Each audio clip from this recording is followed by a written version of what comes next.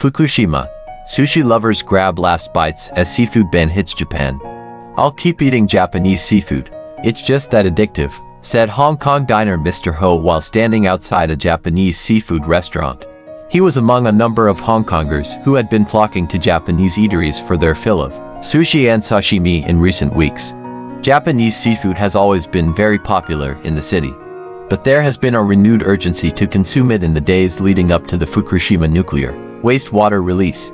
On Thursday, Japanese authorities announced at 13 o'clock local time 5 o'clock BST that they had begun pumping the water into the ocean through an underground tunnel. It prompted an immediate outcry from regional neighbors. Soon after, mainland China's customs office announced that an existing ban on seafood imports from Fukushima and some prefectures would be immediately extended to cover the whole of Japan to protect the health of Chinese consumers. Many expect Hong Kong to follow suit in the coming days. This would be a massive hit to Japan. China and Hong Kong account for nearly half of all Japan's seafood exports, amounting to £1.1 billion every year.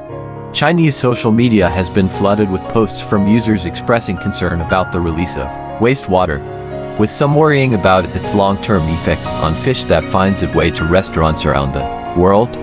This isn't just a question of whether seafood is safe to eat. The circulation of currents means this will affect the whole world, read one comment on social media site Weibo. China's state-backed Global Times published a cartoon depicting the planet as a human head being poisoned by brown water from Japan. The Japanese flag and the name of Fukushima plant operator TEPCO featured prominently in the image. One Weibo poll seeking public reactions to Japan's move offered 3 suggested replies, all against the release of the water. But Japan has been bracing itself for the backlash. The government said in 2021 that it will buy marine products to support fishermen as an emergency step if the planned discharge has a negative impact on sales, the Japan Times reported. The report also said authorities were considering setting up a fund that can be used flexibly to buy seafood from Fukushima and other parts of Japan. Whether officials anticipated a total ban is unclear at this point. The curbs from China come despite experts saying that the release will not make the sea more radioactive than it already is. It was signed off by the UN's nuclear watchdog in July, with authorities concluding the impact on people and the environment would be negligible. Many scientists say the concerns about the effects of treated water on seafood has no basis in scientific evidence.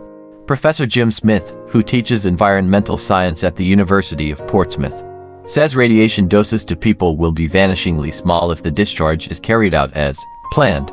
The exposure would be more than 1,000 times less than doses we get from natural radiation each year, Professor Smith says. Mark Foreman, an associate professor of nuclear chemistry in Sweden, said people who consume a lot of seafood will only be exposed to low doses of radiation in the range of 0.06 to 0.03 microns per year. Humans can safely be exposed to tens of thousands of times more than that, or up to 1,000 microns of radiation per year. But some fears remain. Back in Hong Kong, another diner who only wanted to be known as Miss Chang said she was worried about the potential health impact of eating Japanese seafood. Eating at Japanese restaurants has been a weekly ritual for her, but she now plans to cut back on this habit and observe the situation for the next 6 months. And will switch to Norwegian or South Korean seafood for now. But a third diner who spoke to the BBC, said she did not think the release would change her fondness for Japanese cuisine. "It's a 9.5 out of 10, she said. "You like it, you eat it. There's nothing you could do about it," she said.